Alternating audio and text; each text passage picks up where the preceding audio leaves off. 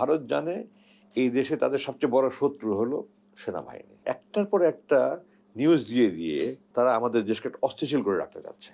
এখন হলো যে একটা অভ্যুত্থান হবে, একটা অভ্যুত্থান হবে, সব বাজে কথা। আমি অনেকের সাথে কথা বলেছি গত কয়েকদিনে, তারা তো এখন মরিয়া হয়ে গেছে, মোদির মতো লোক টুইটার দিচ্ছে। এবং পৃথিবীর ইতিহাসে মনে হয় হচ্ছে পৃথিবী জুড়ে শুধু ভারতীয় সম্ভবত একমাত্র দেশ যার কোনো প্রতিবেশীর সাথে সুসম্পর্ক নাই। বাংলাদেশ সেনাবাহিনী যদি ওই জায়গাটা কাট অফ করে দিতে পারে তাহলে যে 7 সিস্টার অচল হয়ে যাবে।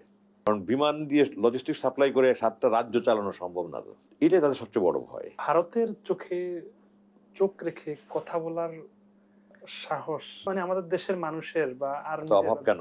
বিডিআরদের মানে সেই অভাব না, মানে ক্ষমতাটা আছে কিনা, সামর্থ্য আছে কিনা? অবশ্যই আছে, অবশ্যই আছে। আপনি আজকে এই যে আপনার স্বৈরাচার পতনের জানুয়ারি মাসে সম্ভবত জানুয়ারিতে আপনি দেখেন নাই যে বিডিআর এর সাথে কিভাবে গ্রামের কৃষকরা বিজিবির সাথে মিলে বিএসএফকে তাড়া করেছে। জি। তো আমি যেটা বলি, আজকে যদি ভারত সামরিক আগ্রাসন সামরিকভাবে আমাদের দেশে হস্তক্ষেপ করে, এদেশের মাটি পর্যন্ত যুদ্ধ করে, মানুষ না শুধু।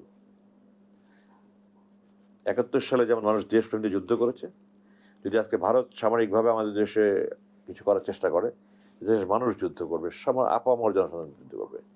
আমাদের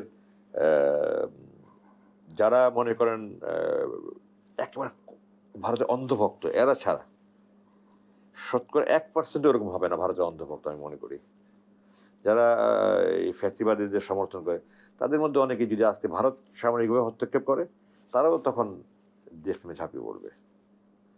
তো এই জন্য আর বিএসএফের তো কোনো ক্ষমতাই নাই। আমাদের পদুয়ায় আমরা দেখেছি, রৌমারিতে দেখেছি, ওদের এক একটা বিওপি যেটা বলে বর্ডার আউটপোস্ট, যেগুলি আপনার বর্ডার যে সমস্ত ক্ষেত্রে আমাদের বিজিবি যেগুলো থাকে, এগুলোতে আমাদের থেকে ওদের জনবল 3 গুণ, কিন্তু কোনোখানে তারা আমাদেরকে পরাস্ত করতে পেরেছে এমন প্রমাণ নেই। পদুয়ায় আমরা দেখিয়েছি, আমরা রৌমারিতে দেখিয়েছি, তাদের অনেক আহত হয়েছে, নিহত হয়েছে। তো সক্ষমতা আছে, আমি এই ব্যাপারে কোনো আমার সন্দেহ নাই। যুদ্ধ মানে কি? ভূমি দখল করা। বিমান বাহিনী হয়তো আমাদের তাদের তুলনায় দুর্বল বেশি, নৌবাহিনী হয়তো দুর্বল বেশি, সেনাবাহিনী হয়তো তাদের তুলনায় দুর্বল, কিন্তু ভারত যত সেনাবাহিনী আছে সমস্ত সেনাবাহিনী কি বাংলাদেশের বিরুদ্ধে নিয়ে আসতে পারবে? আপনার একটা জিনিস, যখনই আমরা অপারেশন প্ল্যান করি, তাদের প্রথম চিন্তা হলো আমার সম্ভাব্য শত্রু কারা এবং তারা কতটুকু আনতে পারবে আমার বিরুদ্ধে। আমরা যদি আনতে পারবে কত চিন্তা করলে, তার যদি জনবল এতটুকু থাকে, তার আর শত্রু কারা কারা আছে তাদের বিরুদ্ধে রাখতে হবে। তার চীনের বিরুদ্ধে শত্রু সেনাবাহিনী মোতায়েন রাখতে হবে না, তার পাকিস্তানের বিরুদ্ধে রাখতে হবে না, শ্রীলঙ্কার বিরুদ্ধে রাখতে হবে না, মিয়ানমারের বিরুদ্ধে রাখতে হবে না। তো তারা তো তাদের যত ফোর্স আছে সব তো আনতে পারবে না। তাদের যারা আরও শত্রু আছে তাদের বিরুদ্ধে মোতায়েন করতে হবে। তাদের যে 7 সিস্টার্স যে সমস্যা আছে ওখানে সেনাবাহিনী মোতায়েন থাকতে হবে। এইসব বাদ দিয়ে তারা কতটুকু আনতে পারবে আমাদের, এটা একটা বড় ক্যালকুলেশন, যেটা আমরা কেউ চিন্তা করি না। আমরা মনে করি ভারতের বিশাল সেনাবাহিনী আছে, তারা হ্যাঁ এয়ারফোর্স দিয়ে হয়তো আমাদের দেশে একদম তুলাধুনা করতে পারবে, মাটি দখল করতে পারবে না। তো বিমান বাহিনী থেকে মাটি দখল করতে পারবে? পারবে না। নৌবাহিনী দিয়ে পারবে না। স্থল বাহিনী লাগবে, সেনাবাহিনী লাগবে। তো সেনাবাহিনী তারা কতটুকু আনতে পারবে, এটা বড় ফ্যাক্টর। আমি 1988 সালে এটার উপরে একটা অপারেশন প্ল্যান করেছিলাম একটা।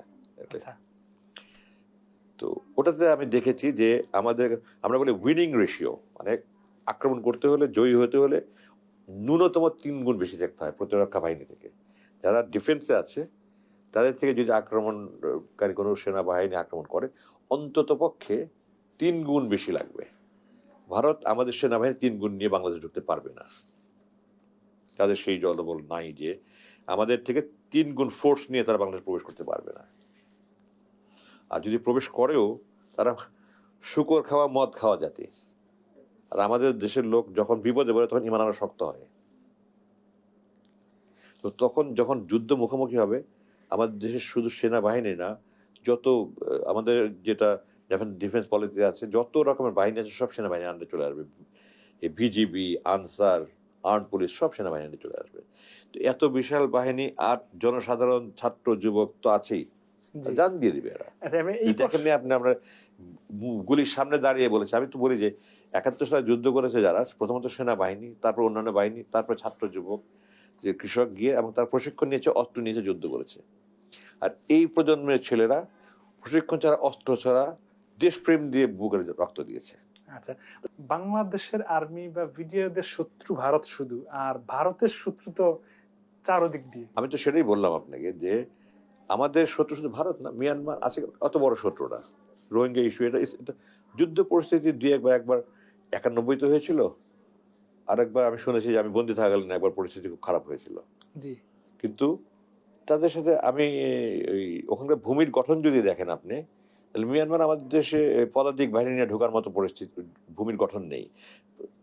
পদাতিক বাহিনী তো আপনার সেনাবাহিনী তো যাবে, রাস্তাঘাট থাকতেই হবে, রাস্তা থাকতে হবে, এবং শুধু একটা রাস্তা না, অনেক রাস্তা থাকতে হবে, এবং ওই রাস্তা দিয়ে জনবল নিয়ে আসতে হবে, রাস্তার আশেপাশের জায়গা কামান আসতে হবে, ট্যাঙ্ক আসতে পারতে হবে। তো মিয়ানমার ওইভাবে সামরিকভাবে হস্তক্ষেপ করার সম্ভাবনা খুব কম।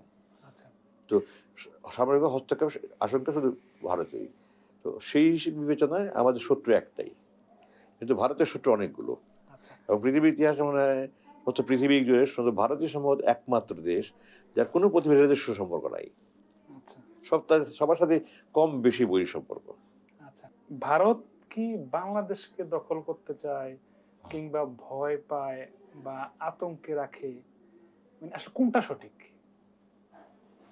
হ্যাঁ, তারা বাংলাদেশকে ভয় পায় একটা মেইন রিজন হলো যে আমাদের যে তেঁতুলিয়া বর্ডার যেটা আছে ঠাকুরগাঁও পঞ্চগড়ের, ওখান থেকে নেপালের দূরত্ব যতটুকু সম্ভবত 28 কিলোমিটার বা 28 মাইল এই ধরনের আর কি। ওটাকে কেউ শিলিগুড়ি করিডোর বলে, কারণ শিলিগুড়ির মধ্যে কেউ চিকেন নেক বলে। জি জি এটা মিলিটারিতে আমরা শিলিগুড়ি করিডোর বলি।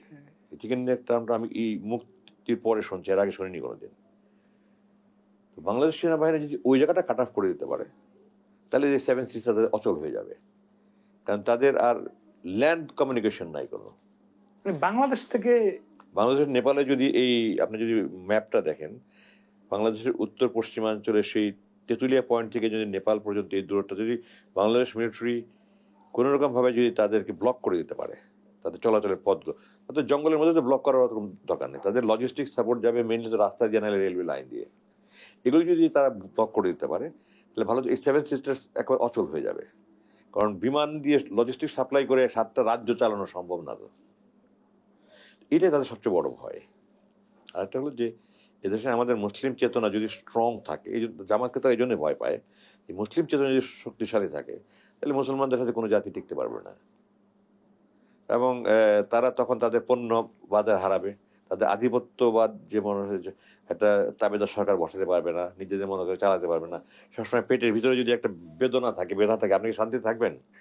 মানে পেট যদি ব্যথা করতে থাকে, সারাক্ষণ মুচড়াতে থাকে, আপনি শান্তি থাকবেন? থাকতে পারবেন না। তো সেই কারণে তারা বাংলাদেশকে ভয় পায়। একটা হলো তাদের ওই 7টা সেভেন সিস্টার্স কী হবে তারা হারিয়ে ফেলতে পারে। আর হলো বাংলাদেশ যেহেতু যদি ভারতের প্রতি সম্পূর্ণ একটা বেদনা হিসাবে থাকে, তারা কোনো শান্তিতে থাকবে, সব শঙ্কায় থাকবে, পেরেশানি থাকবে, দুশ্চিন্তা থাকবে। তার মানে কি, মানে যতদিন যাবে, মানে কিয়ামতের আগ পর্যন্ত, মানে ভারত সবসময় বাংলাদেশকে আতঙ্কের চোখে দেখবে, মানে সেভেন সিস্টারের বিষয়ে। আসলে আমি মনে করি, আমি যদি ভারত সরকার হতাম, আমি মনে করি আমার পাশের লোকের সাথে আমার ঝগড়াঝাটি করে কি আমি শান্তিতে থাকবো? প্রশ্নে আসে না। এই পাশের লোকের সাথে ঝগড়াঝাটি করে শান্তি থাকবো? তারা হচ্ছে সুসম্পর্ক বজায় থাকলে সেও শান্তি থাকবে, আমি শান্তি থাকবো। তো ভারতের স্বার্থেই সব প্রতিবেশীর সাথে মানে বন্ধুত্বপূর্ণ আচরণ করা, ব্যবহার করা উচিত। কিন্তু তাদের এই সম্প্রসারণবাদী আধিপত্যবাদী মনোভাব, তারা দুনিয়া এই রিজিয়নে তারা একটা সুপার পাওয়ার হতে চায়। জি তারা যেহেতু পাকিস্তান নিউক্লিয়ার পাওয়ার আছে, পাকিস্তান তাদের সবচেয়ে বড় এনিমি, এবং তারা পাকিস্তানকে ভেঙেছে ওই উদ্দেশ্য নিয়েই। এখন তাদের বড় শত্রু হলো পাকিস্তান, বাংলাদেশ দুটাই। ফ্যাসিবাদ সরকার যেহেতু পতন হয়েছে, এখন তারা আবার ছলাবেলে তারা একটা চাবেদার সরকার বলতে যেন বেদনার কারণ না হয়। আচ্ছা এখন তো তারা বেদনার কারণ হয়েছে, তারা তো এখন মরিয়া হয়ে গেছে। মোদির মতো লোক টুইটার দিচ্ছে, প্রধানমন্ত্রী টুইটার, এবং তারা তাদের মিডিয়া এবং সমস্ত ওয়ার্ল্ড ওয়াইড তারা যে সমস্ত প্রচার প্রজ্ঞাপন, আপনি দেখেন আমাদের সেনাপ্রধান ভারতীয় সেনাপ্রধানের সাথে কথা বলেছে ওই 5ই আগস্টের আশেপাশে। ভারতীয় সেনাপ্রধানটা কেন বললো? আমাদের দেশের লোকজনকে সেনাবাহিনীর বিরুদ্ধে খেপিয়ে তোলার জন্য। সেনাবাহিনী হলো আস্থার প্রতীক, ঐক্যের প্রতীক, স্বাধীনতা, সার্বভৌমত্ব, অখণ্ডতার প্রতীক। সেনাবাহিনীকে নিয়ে যদি মানুষ ক্ষুব্ধ হয়ে যায়, তাহলে আমাদের দেশ অস্থিতিশীল হয়ে যাবে। তাহলে যোগাযোগ কেন ছিল? আমার সাথে কথা হয়েছে, যোগাযোগ ছিল তখন।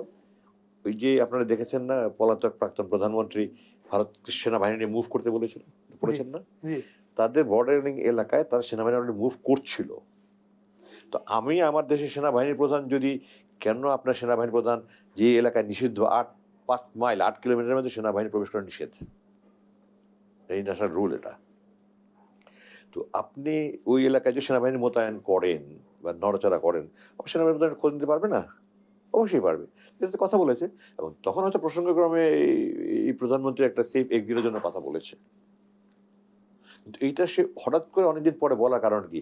মানুষের মানে একটার পর একটা তারা কারণ ঘটিয়ে ঘটিয়ে মানুষকে অস্থির করে রাখছে। এই যে এখন ভারতের IDRW যেটা আছে, ইন্ডিয়ান ডিফেন্স রিসার্চ উইং, তারা বলেছে, এই যে একটা রিপোর্ট, এটা নিয়ে আমি শুনলাম পিনাকি ভট্টাচার্য অনেকে বলেছে, ডক্টর শফিকুল ইসলাম মাসুদের ফেসবুক স্ট্যাটাস আমি দেখেছি, যে DGFI প্রধান লেফটেন্যান্ট জেনারেল ফয়েজের নেতৃত্বে একটা অভ্যুত্থানের চেষ্টা হয়েছিল।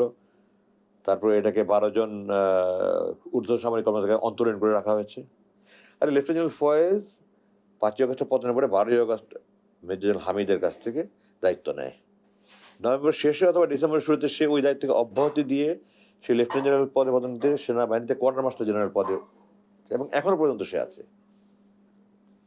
এবং DGFI এর পদ হলো মেজর জেনারেল, লেফটেন্যান্ট জেনারেল নয়। আর ফয়েজ নভেম্বর শেষে অথবা ডিসেম্বর শুরুতে লেফটেন্যান্ট জেনারেল হয়েছে, এবং মেজর জেনারেল জাহাঙ্গীর DGFI